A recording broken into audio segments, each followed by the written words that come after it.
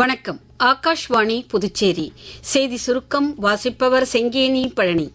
உள்கட்டமைப்புடன் தொழில்துறைக்கு தயாரான மனித வளமே இன்றைய மிகப்பெரிய தேவை என்று பிரதமர் திரு நரேந்திர மோடி கூறியுள்ளார். ராஜ்கோட், கட்ச் மற்றும் சௌராஷ்டிரா பிராந்தியங்களுக்கான 2 நாள் எழுச்சிமிக்க குஜராத் மாநாட்டை தொடக்கி வைத்து பேசிய அவர், மார்பி, ஜாம்நகர், ராஜ்கோட் தொழில்துறை பகுதி மினி ஜப்பான் என்ற புனைப்பெயரை பெற்றுள்ளது என்று குறிப்பிட்டார். துறைமுகம் சார்ந்த வளர்ச்சி, மீன்வளம் மற்றும் உள்கட்டமைப்பு ஆகியவற்றில் உள்ள முக்கிய முதலீட்டு வாய்ப்புகளையும் அவர் சுட்டிக்காட்டினார். தேசிய இளைஞர் தினம் நாளை கொண்டாடப்படுகிறது. ஒவ்வொரு ஆண்டும் ஜனவரி 12ஆம் தேதி ஆன்மீக தலைவரும் தத்துவ ஞானியுமான சுவாமி விவேகானந்தரின் பிறந்த நாளை நினைவு கூறும் வகையில் இந்நாள் அனுசரிக்கப்படுகிறது. விவேகானந்தரின் ஊக்கமளிக்கும் வாழ்க்கையும் சக்தி வாய்ந்த செய்திகளும் இளைஞர்கள் தங்கள் கனவுகளை தொடரவும் அவரது வாழ்க்கையை ஊக்குவிப்பதாக பிரதமர் திரு நரேந்திர மோடி கூறியுள்ளார். மத்திய தகவல் தொடர்புத்துறை அமைச்சர் திரு ஜோதிராதித்ய சிந்தியா 2 புதிய இந்தியா போஸ்ட் சேவைகளை அறிவித்துள்ளார்.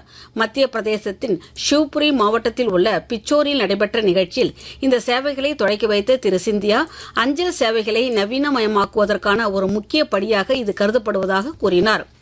புதுடெல்லியில் இன்று காலை நடைபெற்ற 56வது ஃபிட் இந்தியா சைக்கிள் ஓட்டும் நிகழ்ச்சியில் மத்திய இளைஞர் நலன் மற்றும் விளையாட்டுத்துறை அமைச்சர் டாக்டர் மன்சுக் மாண்டவியா பங்கேற்றார். இந்நிகழ்ச்சியில் இந்திய டென்னிஸ் வீரர் லியாண்டர் பயஸ், புகழ்பெற்ற பேட்மிண்டன் வீரர் புல்லேலா கோபிச்சந்த் உட்பட பல இளம் தலைவர்கள் பங்கேற்றனர். புதுச்சேரியில் தேசிய மருத்துவர் கழகம், ஆரோக்கிய பாரதி மற்றும் புதுச்சேரி சேவா பாரதி அமைப்புகள் சார்பில் புதுச்சேரி கடலோர கிராம மருத்துவ முகாமின் நிறைவு விழா இன்று நடைபெற்றது.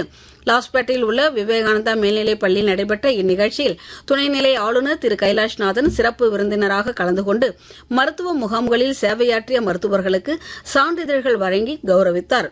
இத்துடன் இந்த செய்திச் சுருக்கம் நிறைவு பெறுகிறது. வணக்கம்.